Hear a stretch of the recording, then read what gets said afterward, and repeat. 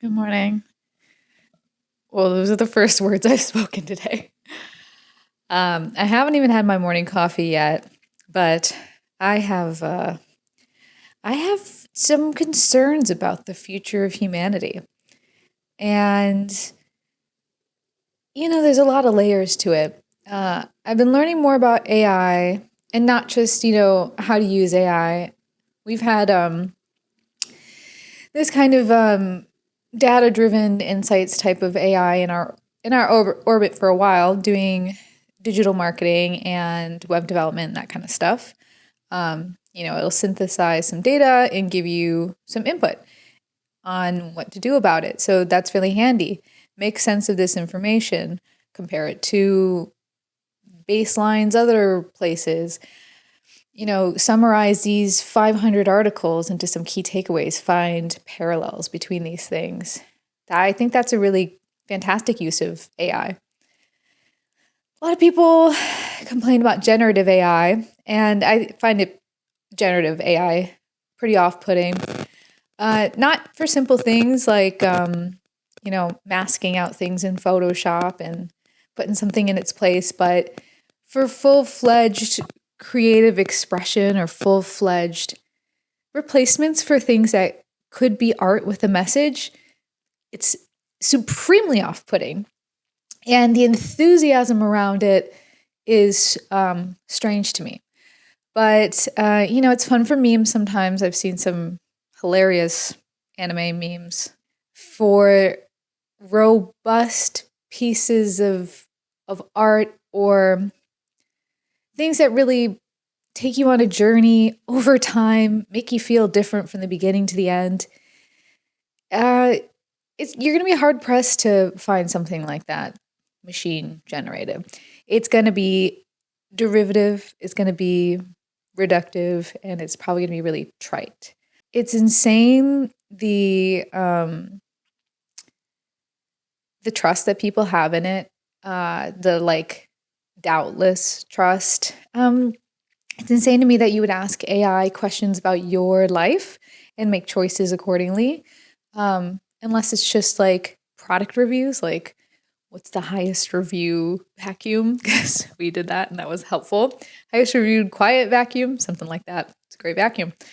But I see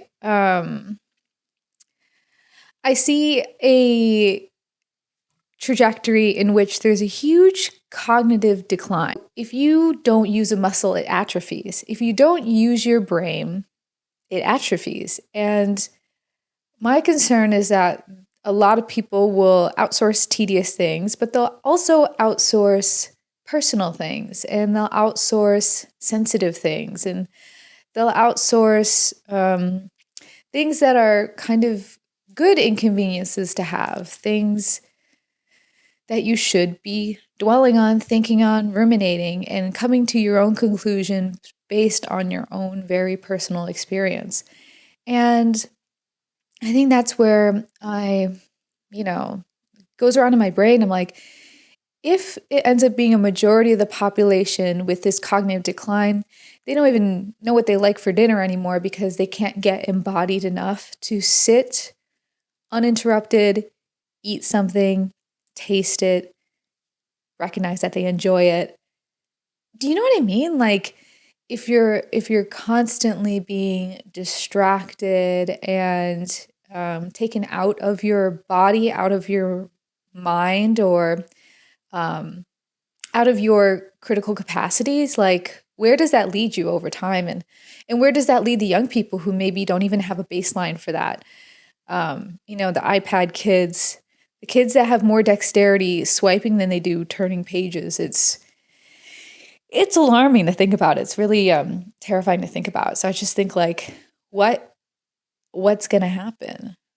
Is it going to be like Idiocracy, where there's tons of junk, tons of single-use things, this like hyper-consumerist culture in which making the sale and buying the thing for now is better than longevity, is better than quality, is better than ethical manufacturing. I've been on the internet and getting into I'm making my own conclusions about a lot of the disparate things that I'm seeing, and it's hard because it's like, what am I going to do about it? And to that extent, I just hope that the people I have access to, the souls in my orbit, are, getting the right kind of reinforcement from me, because we have a lot more power to change our immediate environment and our mind and the people around us than we do to change things at scale. And not that that's not a worthwhile endeavor. I know myself, that's not my gift. My gift isn't broad reach. I think my gift is narrow and deep.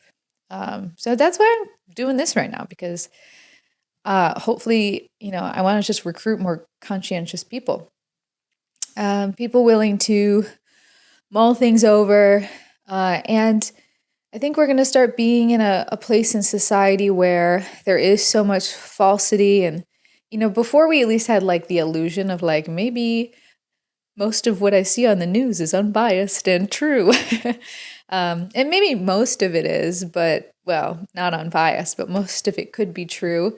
But sometimes things are true because of the angle, but not true because of a different one.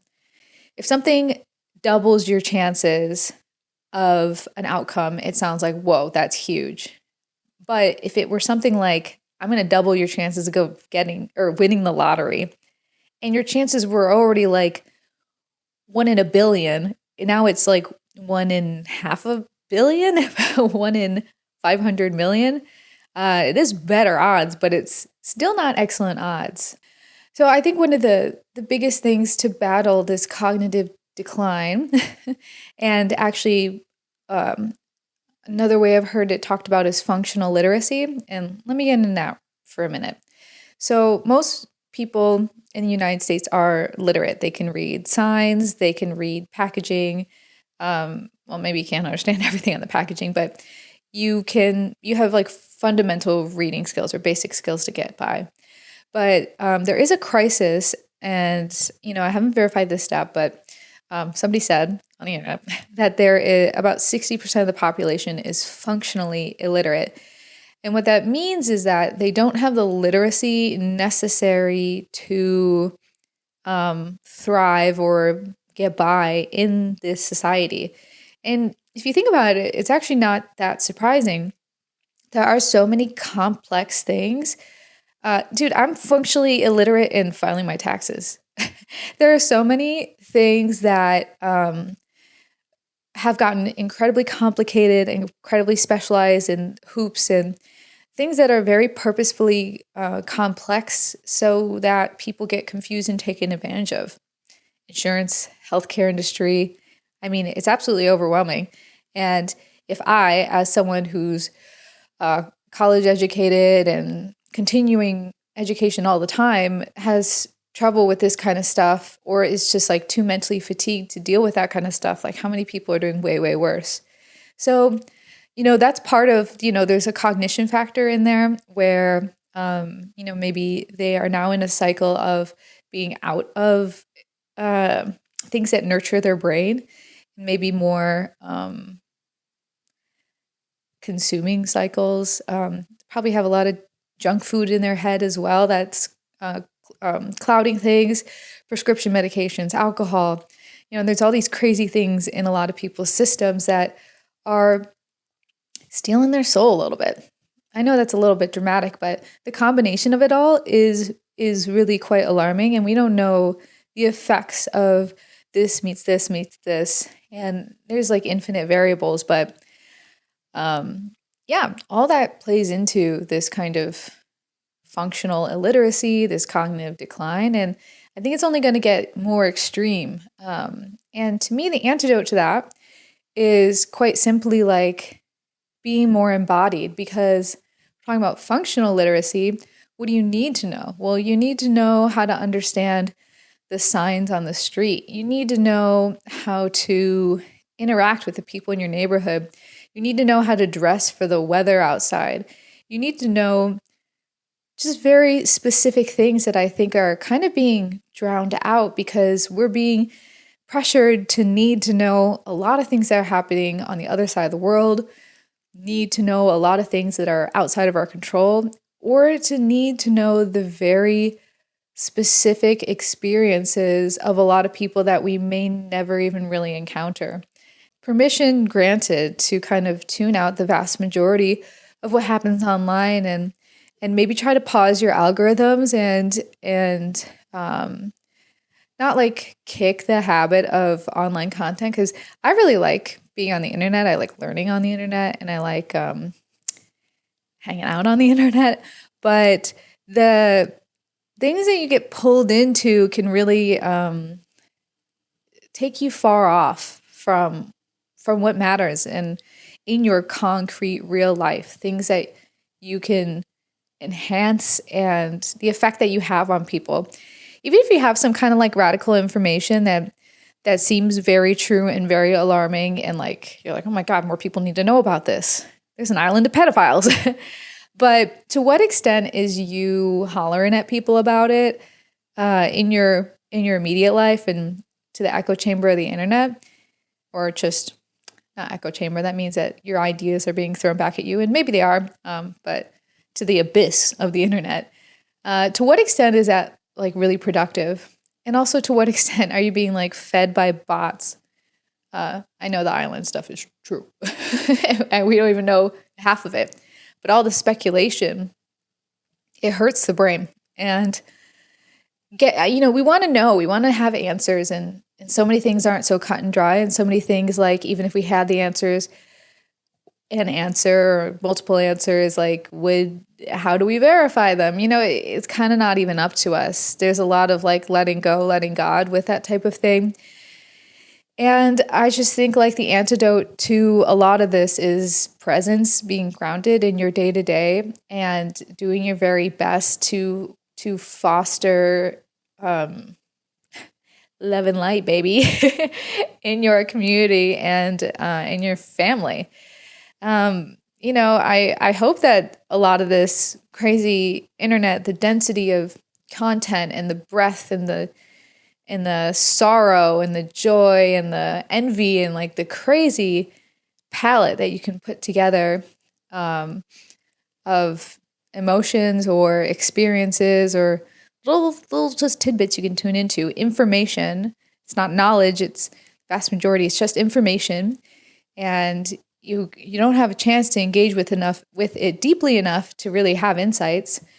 But maybe the antidote to that is that people will really, really meter their internet usage. You have to approach it really consciously, like you're getting behind the handlebars of a bike, behind the wheel of a car. It is a tool and a crazy vice at the same time. So this kind of stuff has just been knocking around in my head because I just, I don't know, I just felt kind of called to discuss this in the context of presence as the antidote. It's easier said than done because these devices are addictive, and they're listening to us.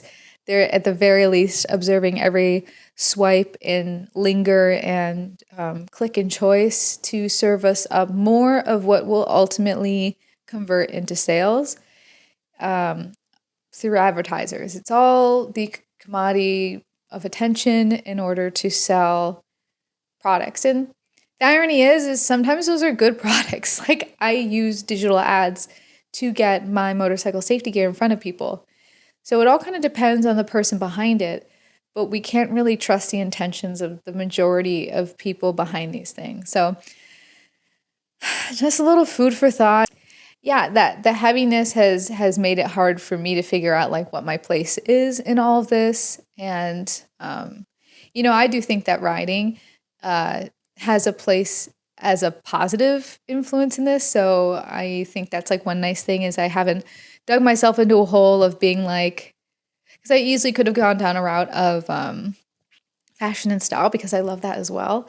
But like the logical conclusion of that is that I would have to be constantly promoting new and making commissions off of selling other people's questionable goods that I cannot guarantee the quality of each one unless I've held it in my hands.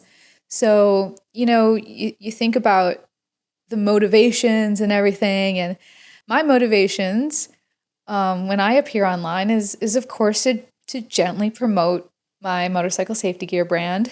But even bigger than that, and I've even reworked the brand to promote this mindset because I'm like, I can promote anything. I can sell things, but in the context of that, I can promote ideas, and the ideas that really have formed senses of identity in me and have really enhanced my life are ones about presence, your impact on other people. So I get the fun pun of high impact life, where you've got impact protection, but you also consider your impact on people. And the joy of riding is that you can't do anything else while you're riding. You can think, but for the most part, you're physically completely riding. You're not really doing much else, or you shouldn't be. And I think that's a beautiful thing. And I think more people should do that in whatever capacity they can. Obviously, riding is a higher risk activity. And realizing that most of the things I like have some kind of a risk factor to them, even foraging, it's a pretty low risk factor, but foraging for mushrooms has that risk. Everyone's always trying to, it's so funny, sorry, I know I'm on a tangent. The things I do the most that people can comment on and see are riding and foraging for mushrooms. And I get warned every time I'm doing my hobbies out in public. Other than writing, no one warns me against writing. But I don't really do that in public. But my public-facing hobbies get warned about. And I don't know, I just think that's kind of funny. But yeah, so my task for you is to just incorporate more of that physically immersive, positively affecting little hobbies. Hang on to your hobbies. I think more than ever, that's what's going to save us. It sounds so stupid, but it's what's going to, continue purpose. And obviously holding on to the people you love and treating them with kindness as well. But for your own sanity and for your own presence and for honing your noggin and staving off cognitive decline for as long as you can is, eating right, moving your body, and immersing your mind. So yeah, riding does that for me. Riding does that for a lot of people. And I think that's why I like and trust motorcyclists to some extent. Obviously, there's exceptions. Some people are crazy, but motorcyclists just have to be sharper than your average person. Riding is demanding, and you're putting your life at risk. And so hopefully at least something in the back of your mind is in that self-preservation mode and staying sharp and observing a lot. You take in a lot of information. And I just think it's another one of those great skills. It's not a vegetative state like a lot of hobbies these days of watching TV or whatever. I'd literally rather watch the grass grow than say my hobby is watching Netflix. It's fine to do it, but that's not a hobby. That's not a way to gain skills or I don't know, I guess it's minor amusement, but to me that doesn't cut it. You got to figure something else out. Maybe you got to make paper mache cats. I don't know. Anyways, be well, stay conscious, baby, and I'll see you next time.